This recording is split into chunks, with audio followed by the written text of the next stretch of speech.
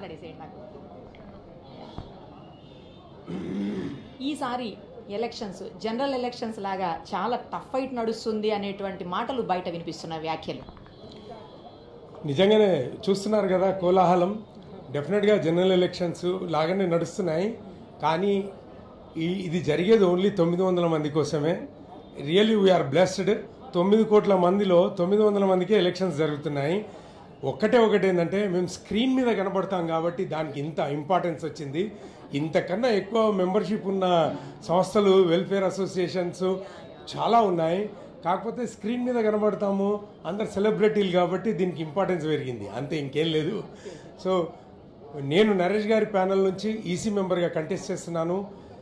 మేము transparency, accountability, పారదర్శకంగా పరిపాలించాలనే దానికి ఓ మెసేజ్ ఇవ్వాలని, గతంలో ఎవరేం చేశారనేది మాకు అనవసరం. మేము వస్తే మేము ఒక మేనిఫెస్టో విడుదల చేశాము. ఆ మేనిఫెస్టో ప్రకారం మా పనులు ఉంటాయి, మా కమిట్మెంట్ మేమేమి ఇచ్చామో ఆ మేనిఫెస్టోలో పొందుపరిచాము. మేము we are committed to do this kind of things in our tenure. We will complete in our tenure all in peaceful manner. అందరి పెద్దలను కలుపుకొని, పెద్ద తారలు చాలామంది ఉన్నారు, వాళ్ళందరినీ కలుపుకొని సామరస్యంగా ఎవ్వరం చేసినా కూడా మా అభివృద్ధి జరగాలని, మా అభివృద్ధి కోసం పని చేయాలని ఖచ్చితంగా ఉండను. ఒక్క నిమిషం ఆగు, నీ ఫోన్ కలవలేదు, నెంబర్ వేరేది ఇచ్చావు. సో అందుకోసము మేము కట్టుబడి ఉన్నాం. నరేష్ గారి ప్యానల్లో పారదర్శకతకు మారు పేరు, కట్టుబడి ఉంటాము, పని చేసి చూపిస్తాము, అంతే. ఇవాళ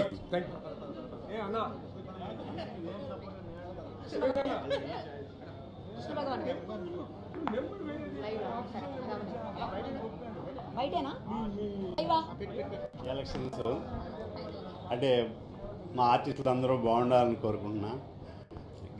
నిలబడ్డ వారు కూడా అందరూ ఎలక్షన్ నిలబడ్డారు కూడా బాగుండాలని కోరుకున్నాను. ఆ బాగుండాలని కోరుకునే పార్టీకి నేను వేస్తున్నా.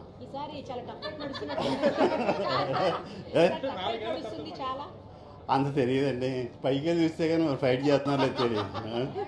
అంతే. ఓకే, నాకు జెండాలే తెలియదు. తెలియదు. ఓకే, థ్యాంక్ యూ అండి. ఏమో నైట్ డబ్బులు పంచారు అంటున్నారు. ఇంకా అలా ఉంది, మీరు అయ్యి అడిగే వరకు ఉన్నారు మీరు. నాకు తెలియదండి, నేను అంత తెలివైన కాదు.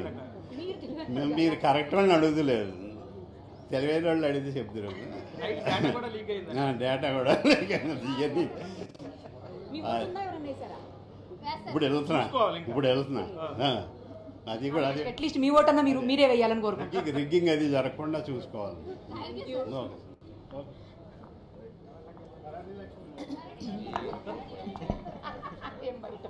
అందుకే అలా అడిగా, మీ ఓట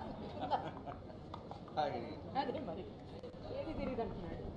ఎజెండా కూడా తెలియదు, జెండానే తెలియదు అంటున్నాడు.